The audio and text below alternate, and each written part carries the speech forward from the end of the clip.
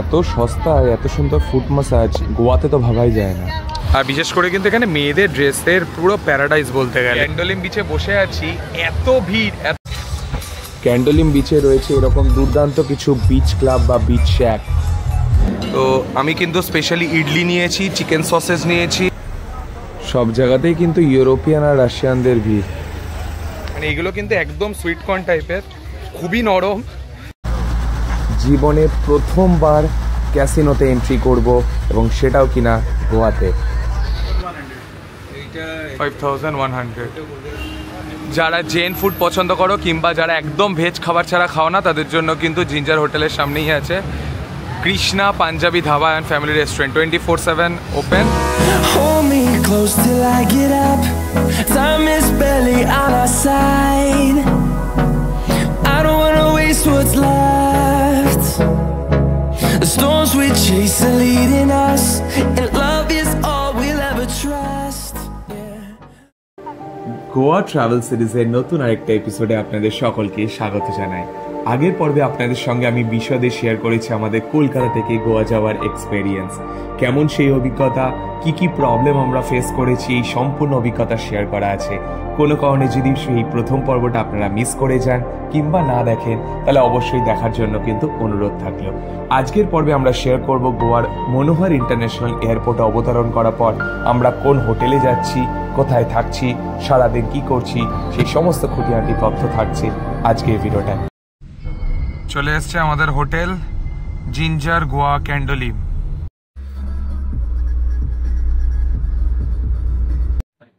তো ফাইনালি কিন্তু আমরা চলে এসেছি ক্যান্ডোলিম বিচের কাছে। আমাদের কিন্তু হোটেলের নাম হলো দ্য জিঞ্জার হোটেল। তো এর আগে কিন্তু এই জিঞ্জারের কিন্তু গোয়াতে আরো দুটো প্রপার্টি আছে, একটা কিন্তু পানাজির কাছে, একটা মাডগাঁওয়ের কাছে। এখন আমরা যে প্রপার্টিটায় আছি ক্যান্ডোলিম বিচের কাছে, এটা কিন্তু 14th ডিসেম্বরে ওপেন হয়েছে। মানে বুঝতেই পারছো, যা 1 মাসের কিন্তু নিউলি বিল্ড একটা প্রপার্টি, যেখানে কিন্তু আমরা চলে এসেছি। 4 স্টার প্রপার্টি, রুম কিন্তু দুর্দান্ত আমরা চুজ করেছি। রুমের কেমন ওভারভিউ সে সবকিছু কিন্তু তোমাদেরকে দেখাবো। আপাতত চলো পেছনে আছে রিসেপশন এরিয়াতে যাওয়া যাক।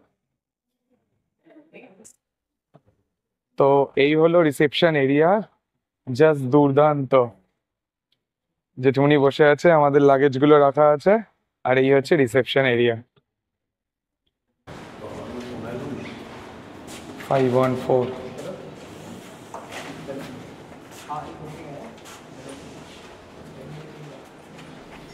ফার্স্ট ইমপ্রেশন কিন্তু জাস্ট দুর্দান্ত, বেশ স্পেশিয়াস, সেটা ওয়াশরুম হোক কিংবা বেডরুম, ওফ অসাধারণ, দুর্দান্ত একটা রুম। তো আমরা কিন্তু রুমে চেক ইন করে গেছি। আমাদের রুমটা কিন্তু দুর্দান্ত লেগেছে, যেরকম স্পেসিয়াস তেমনি যত রকমের মডার্ন অ্যামিনিটিস থাকা দরকার একটা রুমের মধ্যে, ইচ অ্যান্ড এভরিথিং আছে। তোমরাও যদি ক্যান্ডোলিম বিচের কাছে থাকা প্রেফার করো, তাহলে কিন্তু অবশ্যই তোমরা জিঞ্জার প্রপার্টি, যেটাতে আমরা এখন আছি, অবশ্যই তোমরা চয়েস করতে পারো, কারণ এটা একদম নিউলি বিল্ড। সার্ভিসিং কিন্তু এখনো অবধি দুর্দান্ত। এরপরে কিন্তু আমাদের আরো বেসিক কিছু নিডস ছিল, যেরকম কম্প, কাপ, গ্লাস, এগুলো কিন্তু যেহেতু আমরা 3 জন চেক ইন করেছি, 2টো করেছিল, টাওয়েল, জল, যা যা জিনিস যেগুলো আমাদের দরকার ছিল সেগুলো কিন্তু আমরা রিসেপশনে কল করে কিন্তু চেয়ে নিলাম। তো ইনস্ট্যান্ট কিন্তু আমাদেরকে দিয়ে গেছে। সার্ভিসিং কিন্তু খুব ভালো ছিল, যেহেতু নিউলি প্রপার্টি তোমাদেরকে বারবারই সেটা বললাম। আর ওভারঅল রুমটা তো দুর্দান্ত, যেরকম স্পেসিয়াস কিং সাইজ রুম। তোমরা তোমাদের নিড অনুযায়ী কিন্তু বুক করতে পারো। এখানে কিন্তু টুইন ক্যাটাগরির রুমও আছে, কুইন সাইজ রুম আছে, আর কিং সাইজ রুম আছে। কিং সাইজ রুমের সাইজ কিন্তু সবচেয়ে বড় 500 স্কোয়ার ফিট, কুইন সাইজ কিন্তু 240, আর সুপিরিয়ার মানে যেটা টুইন সাইজটা কিন্তু 240 স্কোয়ার ফিট, আর কুইন সাইজটা কিন্তু 250 স্কোয়ার ফিট। মানে ওই দুটো কিন্তু টোটালি কাছাকাছি, আর এই কিং সাইজটা পুরো ডবল 500 স্কোয়ার ফিটের। তো এখন কিন্তু আমরা ঘরে ঢুকে গেছি, এখন আমরা ফ্রেশ হব এবং লাঞ্চ করতে যাব। অলরেডি কিন্তু ইন্ডিগোর জন্য 3 ঘন্টা আমাদের লেট হয়ে গেছে। প্রচন্ড ফ্রাস্ট্রেটিং ব্যাপারটা ছিল, 3 ঘন্টা বাদে কিন্তু আমরা গোয়ায় রিচ করেছি। আর কোনো টাইম ওয়েস্ট করবো না, চটপট ফ্রেশ হবো এবং খাবো। তো এই হলো আমাদের জিঞ্জার প্রপার্টির ডাইনিং এরিয়া, বেশ হিউজ, অনেকটা বড়।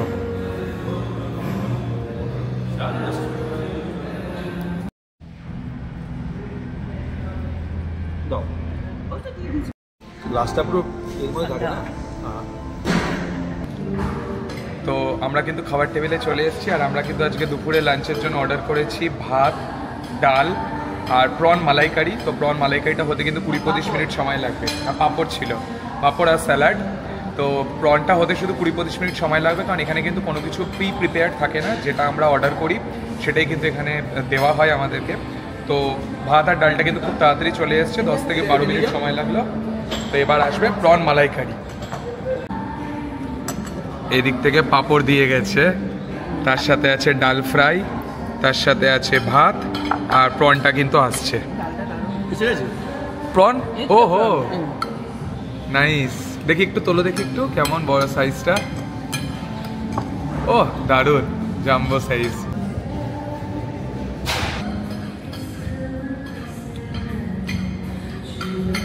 প্রনটা খেতে কিন্তু দারুণ।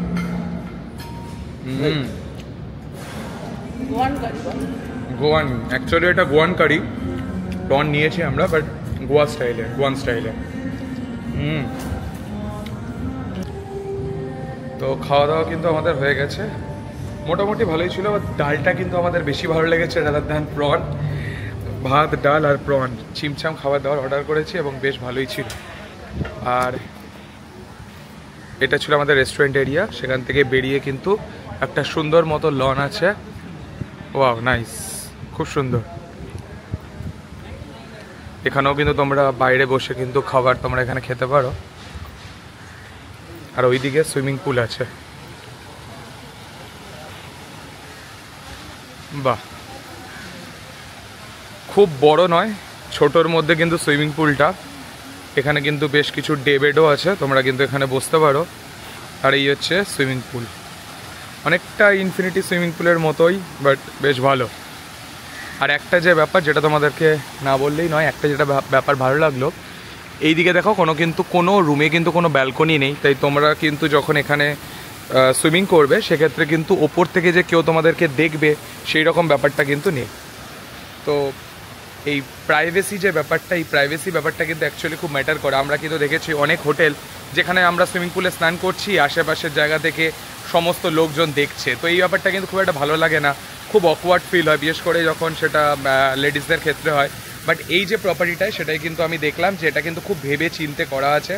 মানে যখন সুইমিং পুলে যখন কেউ স্নান করবে, উল্টো দিক থেকে কিন্তু কেউ যে তাকিয়ে থাকবে সেই ব্যাপারগুলো কিন্তু এখানে নেই। So that is a good part. আর এছাড়াও কিন্তু এখানে দেখতে পাচ্ছি প্রচুর কিন্তু এখানে বসার জায়গা আছে, যেমন এই জায়গাটা করা আছে, বেশ কিছু ডে বেড, সব মিলিয়ে কিন্তু বেশ ভালো। তো এখানে কিন্তু আমরা এখনও আরও 4টে দিন থাকবো। টোটাল 5 নাইটসের কিন্তু আমাদের বুক করা আছে রুম। আর 6 নম্বর দিন কিন্তু আমরা এখান থেকে চেক আউট করে বেরিয়ে যাব কলকাতার উদ্দেশ্যে। সো খাওয়া দাওয়া বেশ অল ওভার ভালোই হলো। এখন দেখা যাক আমরা কালকে কোথায় যাব, পরশু দিন কোথায় যাব, সেই প্ল্যাটিংগুলো করতে হবে। আমাদের গাড়ি বুক করতে হবে, কত টাকা লাগে সেই ব্যাপারগুলো তোমাদেরকে ডিটেলে তখন আমি বিস্তারিতভাবে বলে দেবো। তো আমাদের জিঞ্জার হোটেলের বাইরেই কিন্তু একটা স্পা আছে, ওয়েলনেস সেলন অ্যান্ড স্পা। তো সেগুলোও তোমরা যদি করতে চাও এখানে করে নিতেই পারো। আর খাওয়া দাওয়ার পর কিন্তু আমরা একটু হাঁটতে বেরিয়ে গেলাম, কারণ ঘরে ঠিক মন টিকছে না। এখানে কিন্তু দেখতে পাচ্ছি বেশ কিছু হোস্টেলিয়ার টাইপেরও আছে, মানে হোস্টেলস, পিজি। তো তোমরা যদি একটু বাজেট ওয়েতে থাকতে চাও তার জন্য কিন্তু সব রকম ব্যবস্থা আছে, বিভিন্ন রকম রেস্টুরেন্ট আছে। যারা জেন ফুড পছন্দ করো কিংবা যারা একদম ভেজ খাবার ছাড়া খাও না, তাদের জন্য কিন্তু জিঞ্জার হোটেলের সামনেই আছে Krishna Punjabi dhaba and family restaurant, 24/7 open আর পিওর ভেজ। চলো একটু সামনের দিকে হাঁটা যাক।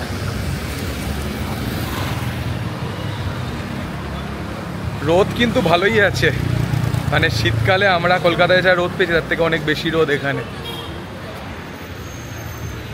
চারিদিকে শুধু ড্রিঙ্কস আর ড্রিঙ্কস, বাডওয়াইজার, স্মার্টফ, চারিদিকে এখানে ওয়াইন শপ।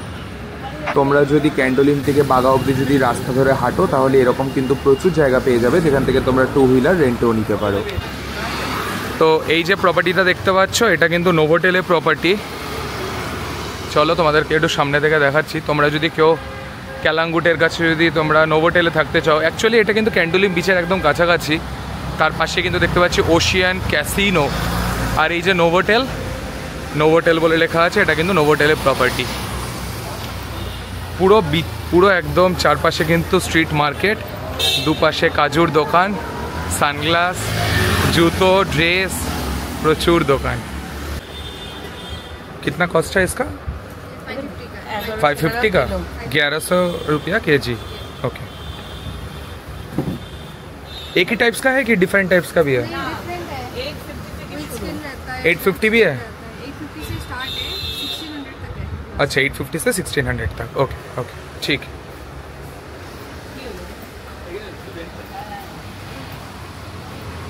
তো এখানে কিন্তু আমি দেখতে পেলাম প্রচুর কাজুর দোকান আছে এখানে, কিন্তু এই পার্টিকুলার এই দোকানটায় কিন্তু বললো 850 থেকে শুরু এবং 1600 টাকা অবধি কিন্তু কাজু পাওয়া যায়। ভালো, তাহলে বেশ ভালো। তো আমাদের কিন্তু রাস্তায় হাঁটতে হাঁটতে একটা হসপিটালও চোখে পড়লো, ডক্টর ডুকলস হসপিটাল অ্যান্ড রিসার্চ সেন্টার, একদম রাস্তার ওপরেই। উল্টো দিকে দা লোহিয়া বলে একটা প্রপার্টি আছে, তার ঠিক উল্টো দিকেই। ওয়াকিং স্ট্রিট দিয়ে হাঁটতে কিন্তু বেশ দারুণ লাগছে, মানে গরমটা কিন্তু একদমই ফিল হচ্ছে না সেরকমভাবে, একটু তবে গরম ঘাম হচ্ছে, একদমই সত্যি কথা। জানুয়ারি 23 তারিখে এসছি কলকাতায়, যেখানে এখন যদিও কলকাতাতেও ঠান্ডাটা কমে গেছে, বাট হালকা হালকা আছে, বাট এখানে কিন্তু সেই বিশাল যে গরম লাগছে তা নয়, এপ্রিল মে মাসের মতো, বাট তাও হালকা হালকা গরম কিন্তু লাগছে।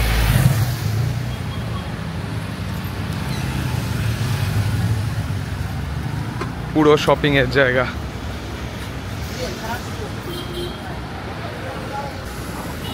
এইদিকে হায়াতে প্রপার্টি, তার পাশেই দিল্লি দরবার বলে একটা রেস্টুরেন্ট। এইদিকে কি এটা? এইদিকে হচ্ছে কৈলাস আরবাত, চাটসের জন্য কিন্তু বিখ্যাত।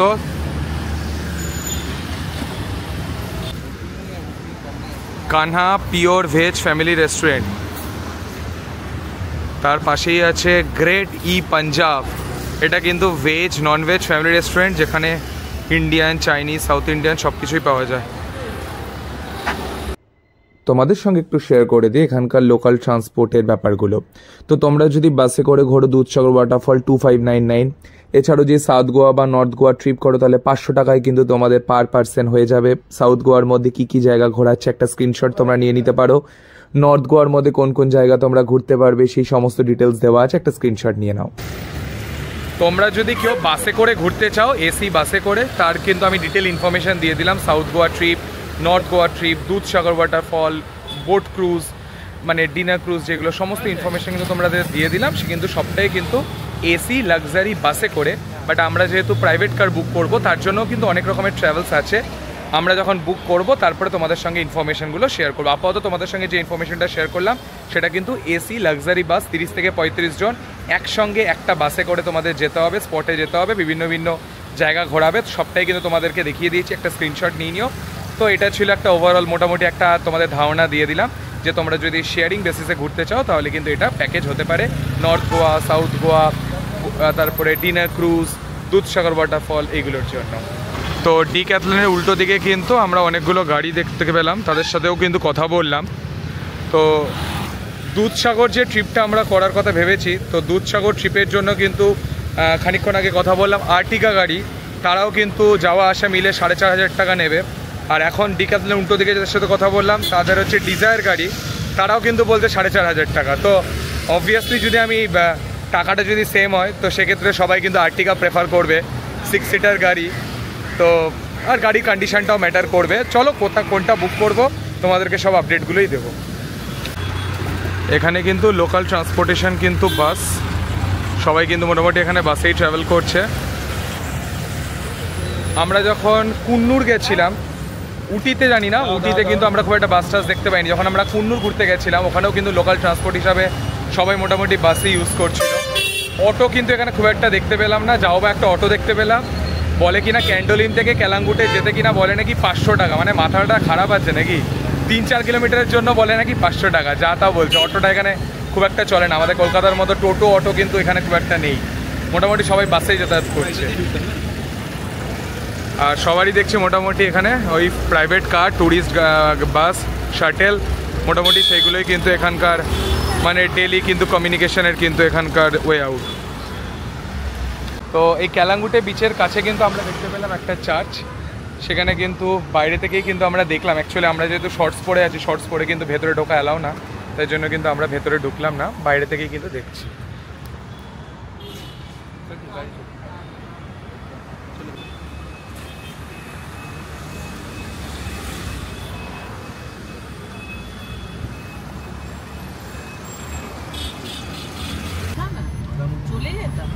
ক্যান্ডোলিম বিচের কাছে আমরা কিন্তু একটা চার্চ দেখলাম। তো চার্চে ওই 2-3 মিনিট 5 মিনিট একটু দেখলাম, চার্চে একটা প্রেয়ার চলছিল, প্রেয়ারটা শেষ হলো। তো এখন কিন্তু আমরা গাড়ি বুক করে নিলাম ক্যান্ডোলিম বিচ থেকে কেলাঙ্গুটে বিচের সামনে যে চার্চটা, সেখান থেকে ক্যান্ডোলিম বিচ অবধি। তো ওই হার্ডলি 3-3.5 কিলোমিটার মতো হবে, 200 টাকা বললো গাড়ি। এই যে এটা হচ্ছে জ্যাকসন বিচ ক্যাফে।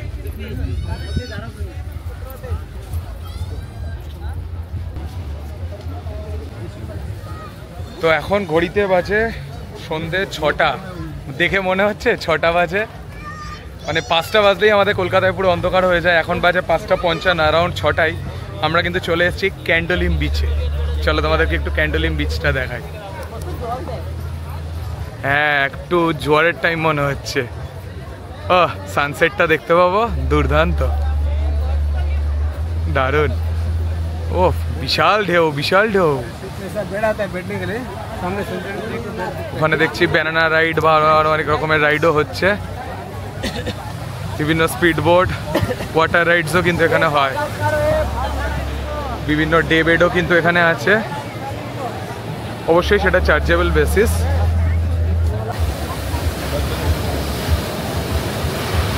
ও দুর্দান্ত।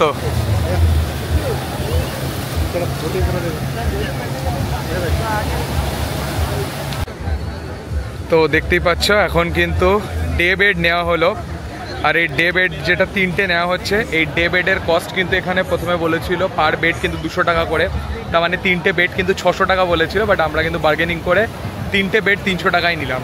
তো যতক্ষণ খুশি বসতে পারো, এখন তো 6টা বাজে, তোমাদের বললামই 7টা অবধি এখানে বসতে পারবো সানসেটটা দেখার জন্য মেনলি। আর এখানে উল্টো দিকে যে বিচ শ্যাকগুলো আছে, এখানে কিন্তু অনেকগুলো বিচ শ্যাক আছে ফেমাস, যেমন মনিকো শ্যাক, আরও অনেকগুলো বিচ শ্যাক আছে, যেমন এটার নাম দেখতে পাচ্ছি ক্লডিনাস বিচ শ্যাক, ক্লডিনাস, অনেকগুলো আছে। তো এই বিচ শ্যাকগুলোতে যদি তোমরা এখান থেকে যদি যে ড্রিঙ্কসগুলো নিতে, তো এনারা কিন্তু বলছে সেম ড্রিঙ্কস কিন্তু এনে দেবে এই ডে বেডেও। চলো, আর উল্টো দিকে সানসেট। তো এখন ঘড়িতে বাজে সন্ধ্যে 6:22, আর এখনও কিন্তু পুরোপুরি সূর্য কিন্তু ডোবেনি, হালকা এখনও কিন্তু আলো আছে, দেখতেই পাচ্ছ এখনও কিন্তু হালকা আলো আছে, বাট উল্টো দিকে শ্যাকগুলোয় কিন্তু পুরো আলো জ্বলে গেছে। মনিকো শ্যাক, ববি শ্যাক, এদিক থেকে জিকসন বিচ ক্যাফে, সবগুলো কিন্তু দারুণ আলো জ্বলে গেছে, আর দুর্দান্ত লাগছে পুরো জায়গাটা, অসাধারণ। মানে এই শ্যাকগুলোয় বসে পুরো সানসেটের যে একটা মজা নেওয়া, ওহ দুর্দান্ত। তো প্রথমে কিন্তু ভেবেছিল জেঠুই ম্যাসাজ করা হবে, তারপরে কিন্তু একজনের থেকে দুজন, দুজনের থেকে এখন 3জন হয়ে গেল।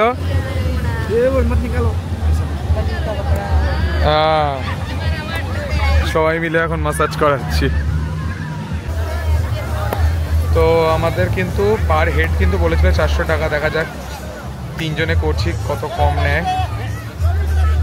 মোটামুটি 15-20 মিনিট মতো করে ম্যাসাজ। ক্যান্ডোলিম বিচের সামনে বসে এই সানসেট দেখতে দেখতে বেশ বাজেট ফ্রেন্ডলি কস্টে এই যে ফুট মাসাজ আমাদের সারাদিনের ক্লান্তিকে কিন্তু এক নিমিষে ঘুচিয়ে দেয়। আর বিচ ক্লাবগুলো সন্ধেবেলা হওয়া মাত্রই একটি আলাদা মায়াবী রূপ পায়, যার কিন্তু অন্যথায় এখানেও হয়নি। এবং সেইগুলো দেখেই আমরা খানিকক্ষণ সময় কাটিয়ে হোটেলে ফিরে যাই এবং সেদিনকার মতো আমাদের ডেটাকে এন্ড করি। পরবর্তী পর্বে তোমাদের সঙ্গে শেয়ার করব আমার লাইফে ফার্স্ট টাইম ক্যাসিনো যাওয়ার এক্সপিরিয়েন্স। ক্যাসিনো কি, ঢুকতে কত লাগে, কীরকম সেখানে খরচ, খাওয়া দাওয়া, কী এনজয়মেন্টের ব্যবস্থা আছে, সেই সমস্ত তথ্য শেয়ার করব আগামী পর্বটায়। আর আজকের পর্বটা যদি আপনাদের ইনফরমেটিভ মনে হয়, ভালো লেগে থাকে, তাহলে অবশ্যই লাইক, কমেন্ট, শেয়ার এবং সাবস্ক্রাইব।